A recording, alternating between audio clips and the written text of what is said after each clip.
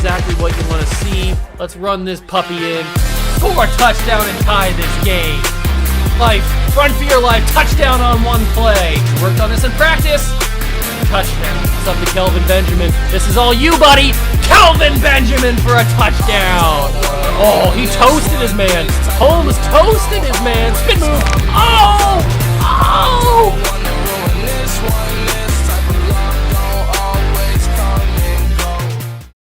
What's going on, guys? Welcome back to another video here on the Water Juice channel, and welcome back to another recap and review of Ohio State football here on the channel.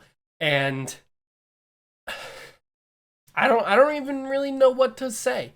I mean, I guess all I can really talk about is how happy I am, how shocked I am at the fact that this Ohio State team completely and utterly dismantled a top 10 football team in Michigan State. Now, maybe a lot of you people probably don't think that Michigan State really is a top 10 football team, but you can only play the teams that are in front of you, and you can only play the teams that are in front of you that are ranked where they're ranked. Ohio State didn't choose Michigan State's ranking. So, them being 7, maybe they were a legit top 10 team, or maybe they were a fake top 10 team. Who really knows? But Ohio State completely and utterly embarrassed Michigan State on senior day. Well, at least Ohio State's senior day. So let's break this game down. 56 was the score for Ohio State. 7. No, I didn't stutter. 7 was the score for Michigan State.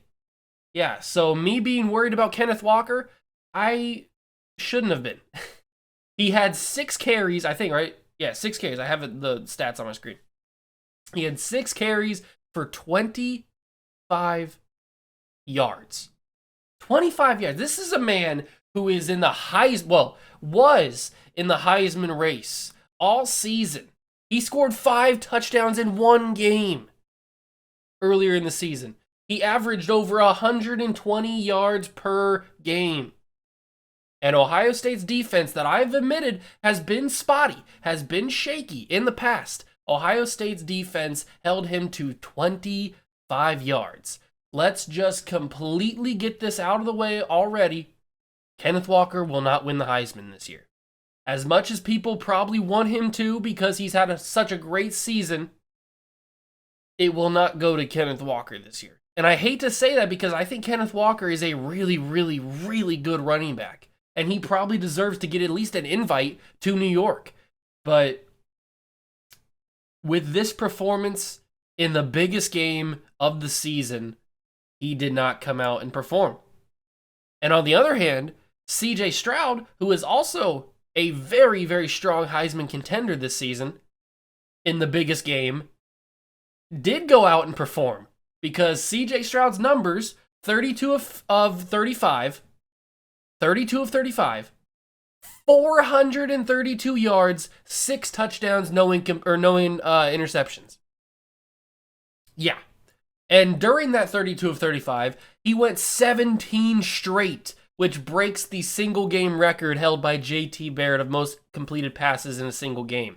So CJ Stroud now holds that record. He also shares the record of most touchdowns scored in a game by a Ohio State quarterback, which is 6. He shares that with about 4 or 5 other quarterbacks. So CJ Stroud, let's just say CJ Stroud had a great game. In the biggest game of the season, he showed up and he balled out.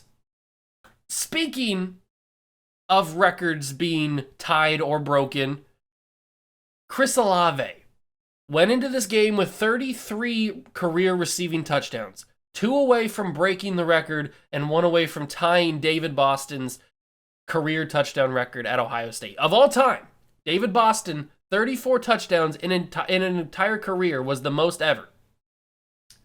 Chris Olave tied that record, and he also broke it with 35 career receiving touchdowns with 1 more game to go. Well, I guess in the regular season, 1 more game to go. You've also got the Big Ten championship game, and then 1 or 2 more possible playoff games. So there's technically a maximum of 3 or 4 more games to play. So who knows in the entirety of his career how many receiving touchdowns he'll have. But in the regular season, he has 35 career receiving touchdowns. At least he did it in this game. in the regular season. So Chris Olave, whether you like him or not, whether you think he's the greatest Buckeye wide receiver of all time or not, there's opinions on that. He now leads every other Buckeye receiver to ever walk through those doors and ever step into the shoe, step into the shoe on the field. He leads everybody with receiving touchdowns. So congratulations to him. We've been tracking it all season, and now he finally does it in this game. Trayvon Henderson didn't really do much in this game. Didn't really have to. He had 63 yards on 9 carries. He kind of got a little bit sheltered in this game because it was such a big blowout early in this game. I mean, 21-0 in the first quarter.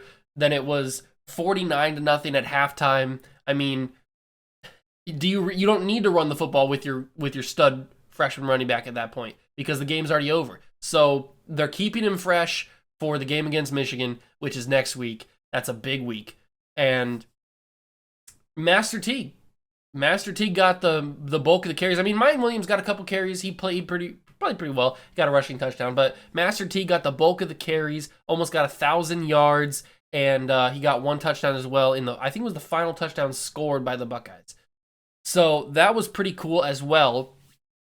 Good to see Master Teague in what is probably going to be his final game in the shoe. He's only a junior, but I think he's a redshirt junior. So either way, even if he wasn't a redshirt junior, he's probably going to leave. And why wouldn't he? Because he's the third running back already, and he's got Trayvon, who's not going to give up his spot as the starting running back, and then Mayan behind him. So he's probably not going to get a lot of touches. So I would think he would leave. And if he doesn't go to the NFL, just go into life, I guess. I don't know what he would do. So what else can you say except for this Buckeye team has finally clicked?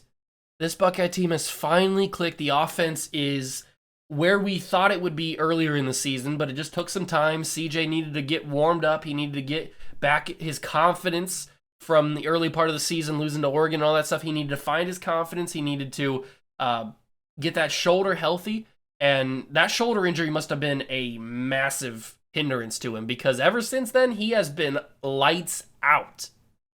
And I don't know how you cannot say this Ohio State receiving corps is not the best in the entire country. All three, earth, wind, and fire. That's what the whole story point of yesterday's game was. They were talking about Chris Olave, Jackson Smith-Njigba, Garrett Wilson being earth, wind, and fire. And all 3 of them had over 100 yards. All 3 of them had 7+ catches. And all 3 of them had at least 1 touchdown. So what else can you say? They are too good. You cannot cover all 3 of them. One of them is going to get their numbers. 2 of them might even get their numbers. And in this game, all 3 of them got their numbers. So, you can't stop them. You just can't stop them. And I won't look ahead to Michigan because we've got next week to talk about that on the pregame show. So I won't look ahead to Michigan just yet. But I do have my concerns in that game because any game against Michigan is always scary. So we'll talk about that next week. But I admitted in yesterday's episode, I was worried about this game against Sparty because for some reason or another, Sparty always plays the Buckeyes tough. They always, either whether it's at their stadium or whether it's in the shoe, they always play the Buckeyes tough. But not this week. Not this year. They did not. They didn't seem like they were ready because the Buckeyes came out firing 21-0 in the first quarter, like I mentioned. And it was never a game from there. I mean, it was just bang, bang, bang, bang, bang, touchdown after touchdown after touchdown after touchdown. It just never stopped for the Buckeye offense. And the Spartans never could recover. So I shouldn't have been worried, but I knew that this Sparty defense just couldn't cut it. They could not compete with the offense, the firepower, and most teams across the country, unless you're a Georgia or you're in Alabama, can't compete with this offense. So it's probably going to happen that way. Maybe not to this level, but it's probably going to happen to some extent the rest of the season, with whether it be Michigan or Wisconsin or Minnesota, whoever comes out of the West, and then obviously Michigan next week. It's probably going to look similar to this because there's just no defense that can keep up with the Buckeye offense. So, big win huge win.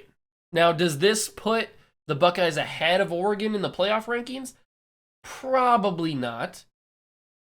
I would put them ahead. I wouldn't even have Oregon, in my opinion, I wouldn't even have Oregon in the top 4. But I don't make the rules. I don't pick the college football playoffs. So does this put them ahead? Probably not. But maybe it will. That would be cool if it did.